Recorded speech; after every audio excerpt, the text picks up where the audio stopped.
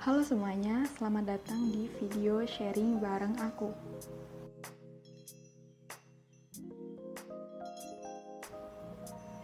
Buat kalian semuanya yang belum kenal aku, kenalin, aku Dia Puspita Anggraini. Aku adalah mahasiswi Sistem Informasi Angkatan 2021. Di video ini aku akan sharing pengalamanku tentang insecure, di mana tema kali ini pasti sangat relatable dengan semua orang, karena hampir semua orang memiliki atau pernah merasakan insecure. Secara umum, insecure artinya kita nggak yakin dengan suatu hal. Biasanya nggak yakin ini terletak pada diri kita atau hidup kita. Misalnya kita insecure pada fisik. Biasanya insecure pada fisik ini adalah insecure yang paling umum, dimana kita merasa nggak oke, kita merasa nggak cantik, terus hal itu berpengaruh pada kepercayaan diri kita. Kemudian kita bisa insecure karena kemampuan diri sendiri.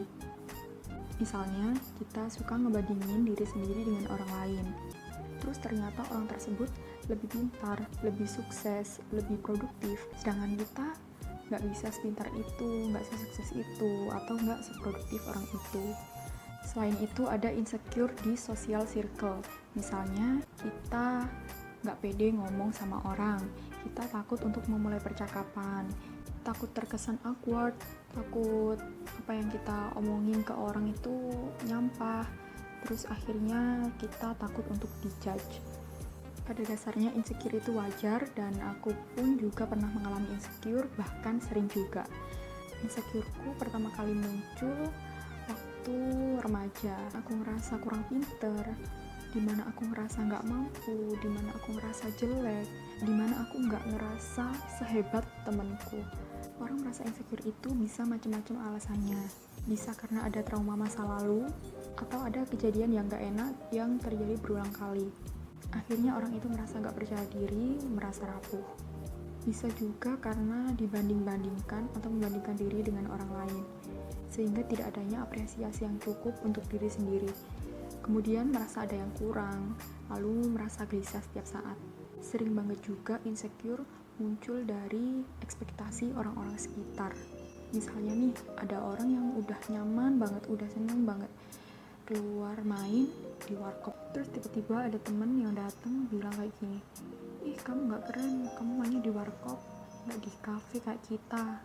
Akhirnya secara nggak sadar kita insecure dan mencoba meniru lifestyle orang lain. Sampai nggak sadar kita nggak tahu goals diri sendiri dan nggak bisa memahami diri sendiri.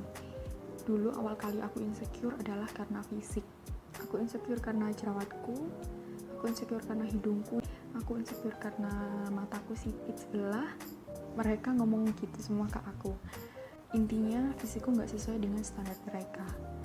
Akhirnya aku kepikiran dan aku kemakan sama omongan mereka.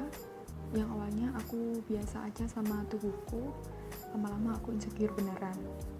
Pada akhirnya insecure akan ada selalu dalam diri manusia, karena manusia penuh dengan ketidakyakinan terhadap diri mereka sendiri. Insecure boleh-boleh aja, tapi insecure yang berkepanjangan dan berkelanjutan juga tidak baik, membuat kita tidak bisa berkembang dan menghambat aktivitas kita. Gak cuma itu, insecure juga bisa mengganggu kesehatan mental kita, bisa memicu bad mood, stres, cemas, hingga depresi. Insecure gak bisa dihilangin, tapi insecure bisa kita kontrol dan kita kendalikan. Kita harus tahu seberapa banyak kita harus insecure dan apa aja yang kita insecurein. Jangan membuat insecure mendominasi kita. Penting buat kita mikirin goals kita itu apa, bisa diraih apa enggak, limit kita di mana, ideal apa enggak untuk kita implementasiin. Kalau kita udah tahu, itu bisa bantu kita untuk mengurangi insecurity kita. Selain itu, kita bisa mengurangi level insecurity dengan cara positive thinking, menghargai diri sendiri, tidak membanding-bandingkan diri dengan orang lain, dan tidak menyalahkan diri sendiri. Segitu aja video sharingku, mungkin sangat random di penjelasan videoku ini. Dan buat kalian lagi insecure, yuk kita kontrol insecure kita, yuk kita bangkit, percaya pada apa yang kita punya.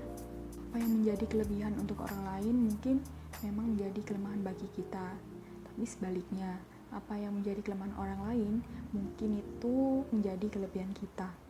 Jangan mengikuti ekspektasi orang lain karena gak akan ada habisnya. Terima kasih buat kalian yang udah nonton video ini sampai habis. Bye-bye.